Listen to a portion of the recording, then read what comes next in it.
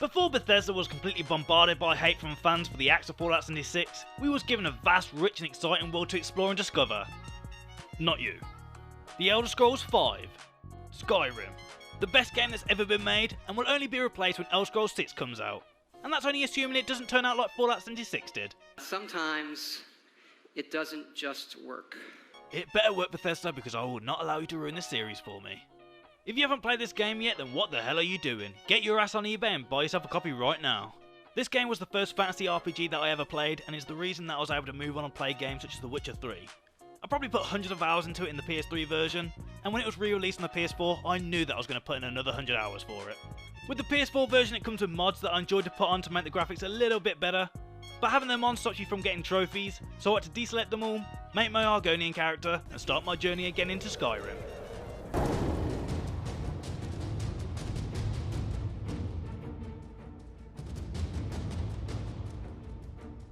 You'll probably find that you won't be doing the main quest first and then moving on to side factions after, because that's not really how Skyrim works out. Because you'll be doing a main quest and suddenly you're in a conversation and then robbing a dude, and the next thing you know you're in a super secret cult and becoming the leader of the Thieves Guild looking for pink jewellery that does nothing for you.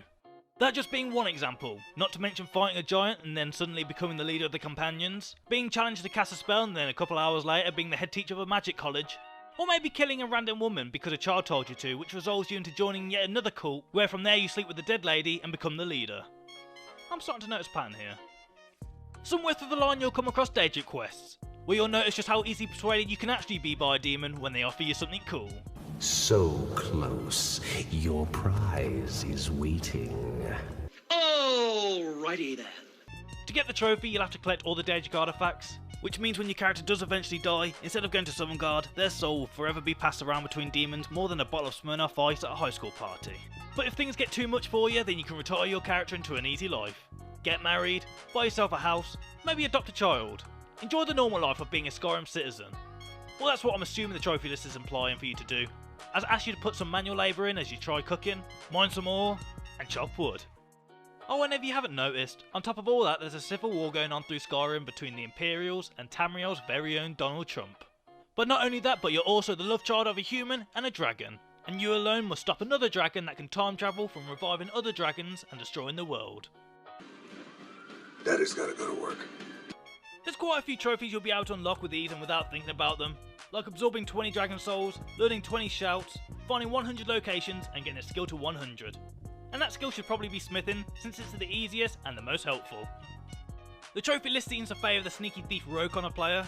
You're asked to pick 50 locks and 50 pockets, which if you haven't been putting points into your sneak skills but instead been making a strong brawler character, then you might struggle on this one a bit. But look to the Thieves Guild for their special missions to go rob people and unlock their lockboxes. This is also good for that 100k trophy. On top of that, you need to get a 1000 bounty in each hold, which if you're a Skyrim veteran, you should already know the best tactic to make everyone hate you and get your bounty up. Look at all those chickens! And just like that, every single person in Skyrim is on your ass as if you killed their closest family member. And even if you complete everything and somehow not reach level 50 at this point, then a little piece of advice would be to stand in front of an enemy and let them continuously hit your shield. Come on, I want you to do it, I want you to do it, come on, hit me. Obviously I've been kind of biased with this game, but that's only because it has a very special place in my heart. But that doesn't mean that I don't recognise the bad things about the game, like the incredible amount of glitches, or the stiffness of the character, or even the fact that Lydia can block you in a room for hours till you have to shout her out the way. But once you get past all that, there's a great game for you to get lost in for ages. And even if you do get the platinum, there's still so much for you to do, without even mentioning the content of the 2 DLCs, which I even decided to get all the trophies for as well. I wish I could sit here and talk about more aspects of the game, like why there's a kind of plant that plays an annoying chord when you walk past it. But honestly, I'd be here forever talking about everything. I could only recommend this platinum to people who really have a love for this game, since it's a big game to complete by itself, let alone trying to get all the trophies for it. And I assume that all the trophies are the same for the VR version, but I can't imagine myself getting the platinum trophy because I can't walk 2 steps in that game without gawking at the scenery. I hope you enjoyed this week's video. If you did, then don't forget to leave a like and to subscribe to the channel if you're new. Thanks for watching, and I'll see you in the next one.